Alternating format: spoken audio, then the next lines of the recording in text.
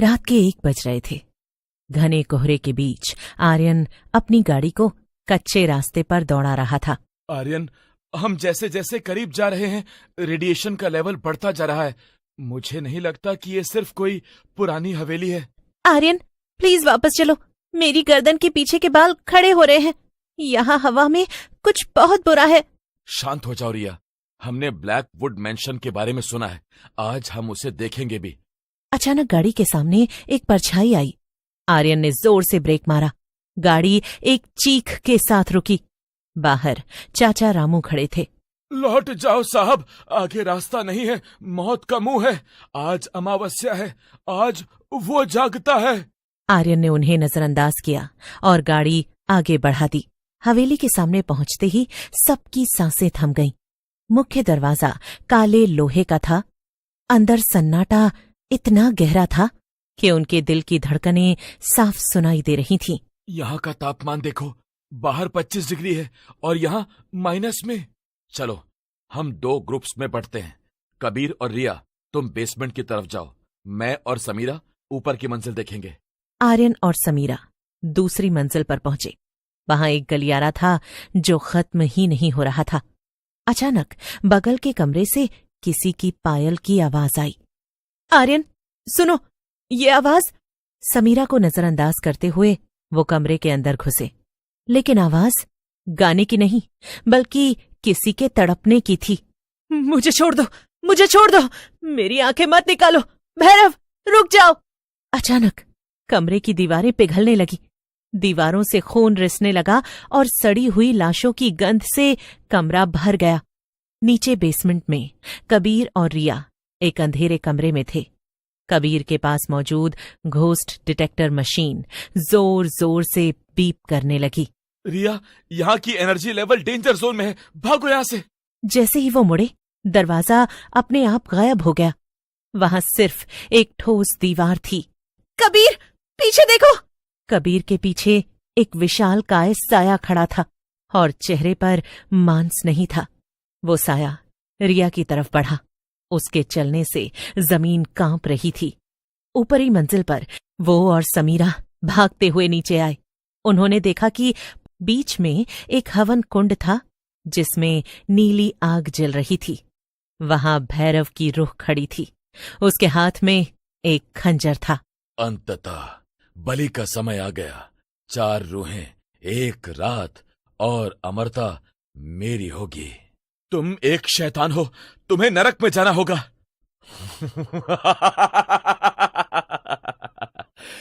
नरक तो मैंने यहां बसाया है आर्यन। भैरव ने मंत्र पढ़ना शुरू किया। कबीर और रिया अदृश्य जंजीरों से बंधे हुए हवा में तैरने लगे। उनके शरीर से धीरे धीरे धुआं निकलने लगा। उनकी आत्माएं खींची जा रही थीं। समीरा को समझ आ गया कि केवल उसकी किताब का मंत्र ही इसे रोक सकता है। आर्यन, मुझे कवर करो, मुझे मुक्ति मंत्र पढ़ना होगा। आर्यन ने अपनी पवित्र जल की बोतल निकाली और भैरव की ओर फेंकी। जैसे ही जल भैरव को लगा, उसका मांस जलने लगा। वो दर्द से चीखा और पूरी हवेली भूकंप की तरह हिलने लगी। ओम पूर्णमदः गच्छ गच्छ आत्मा। जैसे जैसे समीरा मंत्र पढ़ती गई, हवेली की आत्माएं दीवारों से बाहर आने लगी। नहीं, ये नहीं हो सकता, मैं मालिक हूं। एक जोरदार धमाका हुआ और सफेद रोशनी ने सबको अंधा कर दिया। सुबह हो चुकी थी। आर्यन, समीरा, कबीर और रिया हवेली के बाहर घास पर पड़े थे। वो सब जिंदा थे। क्या वो चला गया? हाँ, सब खत्म हो गया। वो गाड़ी की तरफ बढ़े। जैसे ही आर्यन ने गाड़ी का शीशा देखा, वो जम गया। उसके पीछे वाली सीट पर एक छोटी सी गुड़िया बैठी थी। वही गुड़िया जो भैरव के कमरे में थी। गुड़िया के होंठ हिले और आर्यन के दिमाग में एक आवाज गूंजी। मैं फिर आऊंगा, अभी तो खेल शुरू हुआ है। आर्यन ने मुड़कर देखा तो पीछे कोई हवेली नहीं थी। वहां सिर्फ एक पुराना कब्रिस्तान। आर्यन, चलो यहां से अभी। वो तेजी से वहां से भागे, लेकिन रास्ते में उन्हें फिर से चाचा रामू मिले। इस बार चाचा रामू के हाथ में कबीर का वही लैपटॉप था जो हवेली में छूट गया था। साहब, अपना सामान तो ले जाओ, और हाँ, जो चीज तुम्हारे अंदर घुस गई है उसे बाहर निकालना मत भूलना। हवेली से लौटने के 3 दिन बीत चुके थे। आर्यन अपने घर के अंधेरे कमरे में बैठा था। उसने 3 दिनों से कुछ नहीं खाया था, लेकिन उसकी ताकत बढ़ती जा रही थी। आर्यन, बाहर आओ, देखो कबीर और रिया आए हैं, हमें डॉक्टर के पास जाना चाहिए। अंदर से मांस फटने जैसी आवाज आई। आर्यन की आवाज अब भारी और फटी हुई थी। मुझे भूख लगी है समीरा, ये खाना बेस्वाद है, मुझे कुछ जिंदा चाहिए। जब समीरा ने जबरदस्ती दरवाजा खोला तो उसके होश उड़ गए। कमरे की दीवारों पर आर्यन ने अपने ही खून से वही प्राचीन तांत्रिक चिन्ह बना दिए थे जो उसने हवेली में देखे थे। उसकी आंखें पूरी तरह सफेद थीं। रिया जैसे ही घर में दाखिल हुई, उसे जोर का झटका लगा। उसे पूरे घर में काली परछाइयां घूमती हुई दिखाई दे रही थीं। कबीर, हमें यहां से भागना चाहिए। आर्यन अब आर्यन नहीं रहा, उसके पीछे एक नहीं, हजारों अतृप्त आत्माएं खड़ी हैं। हमें हार नहीं माननी है रिया, मैंने उस हवेली के मलबे से एक चीज निकाली थी। कबीर ने मेज पर एक पीतल का कलश रखा। ये वही कलश था जिसमें तांत्रिक भैरव की राख थी। तुमने मेरी राख चुराई, अब मैं तुम्हारी खाल से अपना नया आसन बनाऊंगा। समीरा समझ गई कि साधारण विज्ञान इसे ठीक नहीं कर सकता। वो उन्हें शहर के पुराने शमशान ले गई जहां तांत्रिक वज्र रहता था। इसे यहाँ क्यों लाए? ये तो जलता हुआ अंगारा है। इसके शरीर में भैरव ने अपनी सत्ता जमा ली है। इसे बचाने के लिए रक्त अनुष्ठान करना होगा, लेकिन याद रहे, अगर मंत्रों में चूक हुई तो तुम सब इस आग में भस्म हो जाओगे। वज्र ने एक पुराने बरगद के पेड़ से बांध दिया।